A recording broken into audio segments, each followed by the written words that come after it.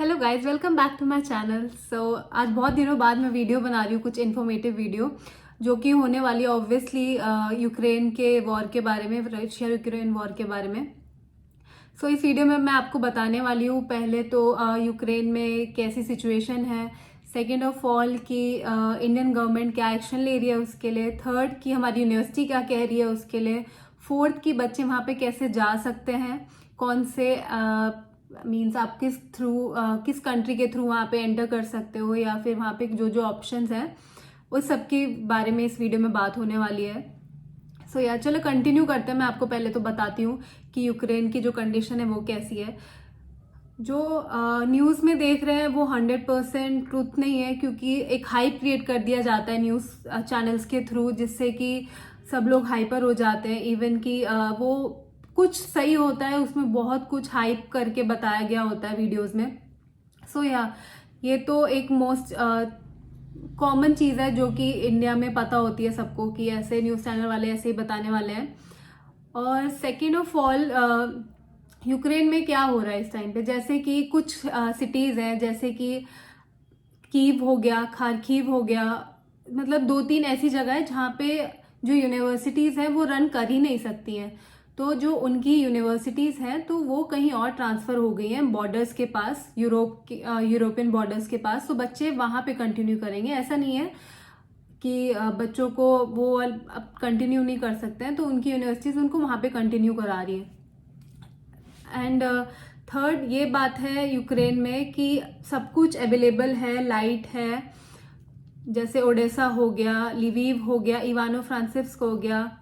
तो इन सब जगहों पे सब कुछ अवेलेबल है, लोग वहीं पे जा रहे हैं। इवन कि जो दूसरी जगहों के लोग थे यूक्रेन में, जैसे कि कीव वाले और खारकीव वाले, ये सब जो सेफ जगह है, ओडेसा, इवानो, लिवीव, इन सब जगहों में जाके सेटल हो रही है। ये बात होगी यूक्रेनियन कंडीशन की।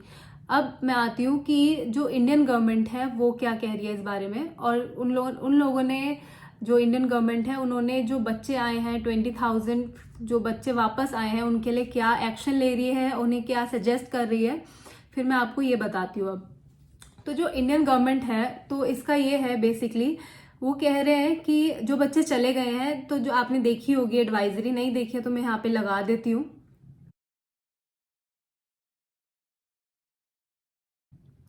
तो जो ये एडवाइजरी आई है 19 अक्टूबर को, इसमें उन्होंने साफ साफ बोल दिया है कि जो भी वहां पे गया है वापस आ जाओ इंडिया। तो अब बच्चे गए हैं वहां पे इतना सोच समझ के, जो भी इंडियन गवर्नमेंट ने उनके लिए नहीं किया है, ऊपर से ये बोला है कि अगर आप ऑनलाइन स्टडीज कर रहे हो तो हम इसको वैलिड नहीं करेंगे। अब कोई ऑप्शन तो बचा नहीं है इंडियन स्टूडेंट के पास, तो इंडियन स्टूडेंट क्या करेगा? तो इंडियन स्टूडेंट अब दूसरी कंट्रीज के थ्रू वापस गया है वहां पे, और वहां पे अब जाके वो सेटल हुए हैं इतने टाइम के बाद। वहां गए हैं, यूनिवर्सिटीज चल रही हैं, क्लासेस जा रहे हैं वो लोग, और अगर साइरेंस वगैरह बजते हैं तो वो बंकर में जाते हैं। तो ये बात की है। तो इंडियन गवर्नमेंट ने अब जो एडवाइजरी निकाली है तो उन बच्चों को फिर से बोला है कि तुम वापस आ जाओ। पहले उन लोगों ने बोला कि हम तुम्हारी डिग्री वैलिड नहीं करेंगे अगर ऑनलाइन करोगे। तो बच्चा आप क्या करे, या तो ट्रांसफर ले ले या तो वापस चला जाए। ट्रांसफर लेना सिर्फ पॉसिबल था जुलाई तक, जुलाई भी मान लो, जुलाई अगस्त मान लो आप, मेन उसी टाइम पे अप्लाई होता है दूसरी यूनिवर्सिटीज में, उसके बाद नहीं होता है। तो ये दो ऑप्शन थे। जो फर्स्ट ऑप्शन था वो कर नहीं पाया आधे से ज्यादा बच्चे, और जो बचे हैं तो वो क्या करेंगे, वो वापस ही जाएंगे, ऑब्वियस सी बात है। तो अब उन्हें एक और कंडीशन आती है सामने कि 54 मंथ्स, जब आपका फर्स्ट ईयर से लेके 6th ईयर तक का होता है MBBS, तो उसमें 54 इंक्लूडिंग कोविड मिला के, तो 54 मंथ्स आपके जो होते हैं वो आपको ऑफलाइन करने हैं।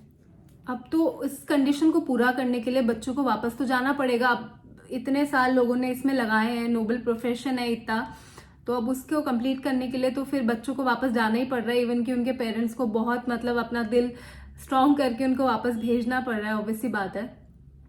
ये एक ऑप्शन था। और अब मैं बताती हूँ आपको जो वीज़ा प्रोसेस हैं, जो आप दूसरी कंट्रीज में जाके या फिर वहाँ से बस पकड़ के, ट्रेन पकड़ के आप वहाँ से वापस जा सकते हैं। तो इसके बहुत सारे ऑप्शंस हैं। आप मोल्दोवा के थ्रू जा सकते हैं, हंगरी के थ्रू जा सकते हैं, बुल्गारिया के थ्रू जा सकते हैं, एंड पोलैंड के थ्रू जा सकते हैं। ये सब जगह हैं जो हमारी यूनिवर्सिटीज़ ने हमें जो लेटर दिया था वो भी मैं आपको दिखा देती हूँ। तो इस लेटर पे ये सारी एम्बेसीज को रिक्वेस्ट की गई है जो हमारे स्टूडेंट्स हैं वो इन सब जगहों पे उनको वीज़ा दिया जाए, ट्रांजिट वीज़ा दिया जाए कि वो यूक्रेन एंटर कर पाएँ। तो ये एक बात हो गई है। तो वीज़ा आपको खुद अप्लाई करना है उसके लिए। तो वीज़ा आपको अप्लाई करने के लिए, जैसे कि मैं जा रही हूँ थोड़े दिनों बाद, तो मैंने भी वीज़ा अप्लाई किया है, वो मैं आपको नेक्स्ट वीडियो में बताती हूँ, पूरा प्रोसेस उसका समझाती हूँ।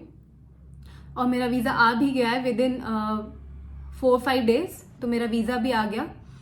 सो हाँ, ये एक मेन टॉपिक था जो मेरे को मीन्स मैसेज भी आ रहे थे लोगों के कि क्या कंडीशन है। मैंने अपने फ्रेंड से पूछा जो वहाँ पे गए हुए हैं कि कैसा है वहाँ पे। डर का माहौल है, ऑब्वियसली बात है, वॉर जोन है, डर का माहौल तो ऑब्वियसली रहने वाला है।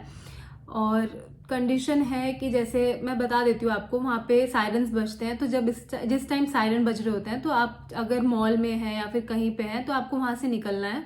जहाँ पे भी क्राउडेड एरिया है वहाँ से आपको बाहर जाना है, और अगर सेफ जगह पे जाना है, जैसे कि अगर आप बंकर के पास है तो आप बंकर में जाएंगे, और अगर आप कहीं और हैं तो आपको मेन सेफ एरिया में चले जाना है। एक ये हो गया।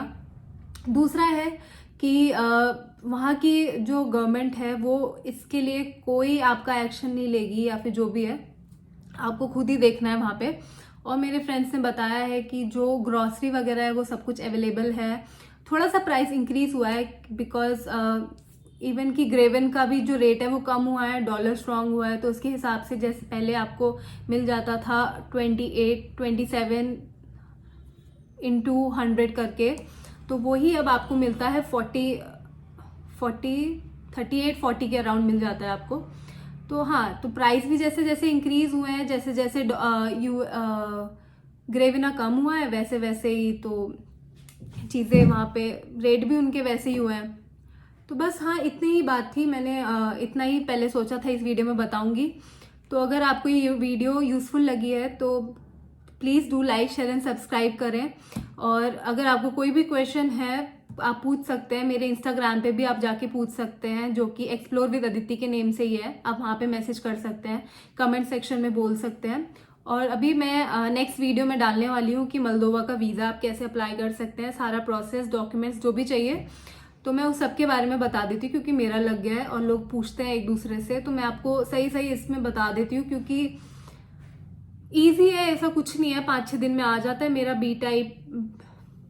ट्रांजिट बी टाइप वीज़ा लगा है। तो हाँ, बाकी thank you so much for watching this video. Hopefully ये वॉर ख़त्म हुए। एंड या तो दिवाली थी कल, happy Diwali to all of you, and see you in the next video. Bye bye.